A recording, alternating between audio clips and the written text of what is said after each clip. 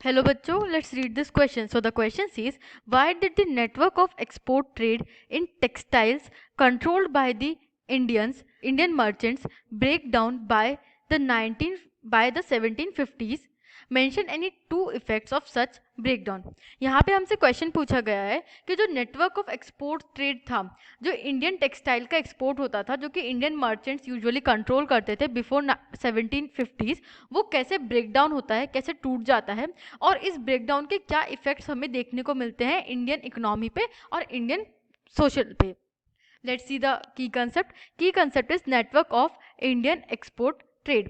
जो Indian export trade है उसमें मेजरली एशियंस पार्टिसिपेट करते थे और इंडियन से उस ट्रेड को लीड करते थे. इंडिया का टेक्सटाइल होता था वो उसको बाहर ले जा करके अरब नेशंस में एक्सेट्रा बेचते थे और वहां से फिर वो यूरोप पहुंचता था. Let's see the pointers. First point is, in India, European trading companies gained power by 1750s. First, they acquired trading concessions from local rulers, then monopolized the rights to trade. अब 1750s में हम देखते हैं कि east India company, Dutch India company etcetera, हम European trading companies India में देखते हैं कि डच, फ्रेंच, पोर्तुगीज, ये सब यूरोपियन ट्रेडिंग कंपनीज इंडिया में आती हैं और ये आकर के पावर गेन कर लेती हैं. कैसे? By war and other means ये इकोनॉमिक पावर गेन कर लेती है बाय 1750s. यहाँ पे आने के बाद वो जो लोकल रूलर्स होते हैं उनसे भी अपना एक रिलेशन इस्टेब्लिश करके कंसेशन ले लेती हैं, जिससे कि इन कंपनीज को कम टैक्स पे करना पड़ता है और एक ट्रेड बेनिफिट होने लगता है. तो लोग भी प्रेफर करते हैं कि हम यूरोपियन ट्रेडिंग कंपनी से डील करें इंस्टेड के इंडियन मर्चेंट से.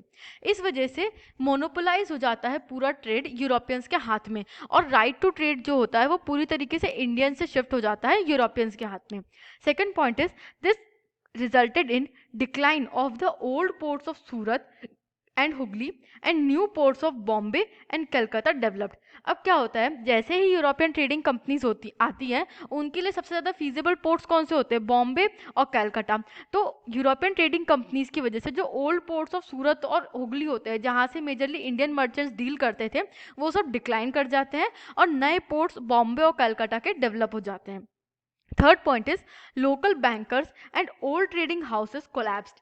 Those survived had to operate in European network. अब क्या होता है, जो लोकल बैंकर्स होते हैं जो कि ट्रेड को फाइनेंस करते थे, ओल्ड ट्रेडिंग हाउसेज जिनके पास शिप्स वगैरह होते थे जो कि ट्रेड में एक मेजर पार्ट प्ले करते थे, वो क्या होते हैं, वो कोलैप्स कर जाते हैं क्योंकि उनको रिप्लेस कर देती हैं ये यूरोपियन ट्रेडिंग कंपनीज. और जो सर्वाइव कर जाते हैं, जो कुछ बच जाते हैं, उनको यूरोपियन नेटवर्क के अंडर ही वर्क करना पड़ता है, यूरोपियन सुप्रीमेसी के अंडर ही वर्क करना पड़ता है. वो पहले की तरह एक मेजर रोल नहीं प्ले कर पाते ट्रेडिंग में.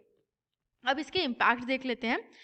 इस टेक ओवर के, European take over the trade के इम्पैक्ट्स ये होते हैं कि जो वीवर्स होते हैं, Indian weavers, they were force to accept the price fixed by the company and had to devote their entire time to weaving. अब जो वीवर्स थे उनको ऐसा फोर्स किया जाता है कि वो ज़्यादा से ज़्यादा प्रोडक्शन करे लो प्राइसेस पे. तो जो प्राइस फिक्स करती थी कंपनी उसको एक्सेप्ट करने के लिए फोर्स किया जाता था और इस वजह से उनका एंटायर टाइम, सारा टाइम कल्टिवेशन एक्सेट्रा जो भी वो सप्लीमेंट्री एक्टिविटीज़ करते थे उससे डाइवर्ट हो जाता है वीविंग में.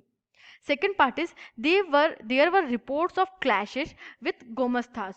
The new Gomasthas were outsiders, acted arrogantly, marched into villages with sepoy and peons, and punished weavers for delay in supply. The weavers lost the space to bargain for prices and to sell to different buyers. अब जो weavers होते हैं वो produce कर रहे हैं, they are the producers, तो उनके पास अपॉर्चुनिटी होती है कि उनको किस प्राइस पे सेल करना है, उन्हें किस बायर को सेल करना है. बट क्या होता है, ये जो गोमस्ताज होते हैं, these are the middle man, ये सेट करवाते थे कंपनीज को और वीवर्स को. जैसे कंपनी से डील करवाते थे कि इतने वीवर्स आपको अपना प्रोडक्शन सेल करेंगे एक्सेट्रा.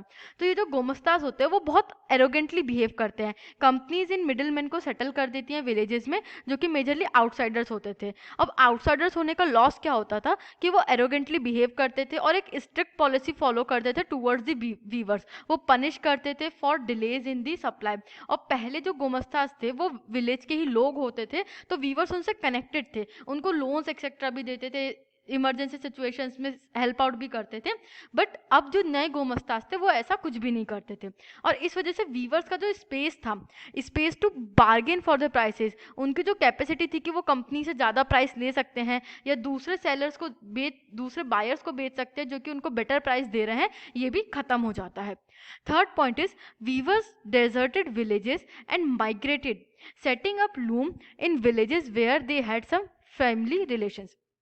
अब क्या होता है, जो विलेजेस कंपनीज टेक ओवर कर लेती है, जहाँ पे ये गोमस्तास को वो सेटअप कर देते हैं, वहाँ से वीवर्स क्या करते हैं, ये गांव छोड़ के चले जाते हैं, उनको अपने घर डिजर्ट करने पड़ते हैं, छोड़ने पड़ते हैं, और वो कहाँ जाके सेटल कर लेते हैं, लूम्स मतलब उनकी जो मशीन्स होती है, वीविंग मशीन्स, उनको सेट कर लेते हैं जहाँ पे भी उनके फैमिली रिलेशंस होते हैं। तो इस तरीके से एक बहुत हार्डशिप्स वीवर्स को भी फेस करनी पड़ती है due to coming up of European trading companies in the Indian textile trade.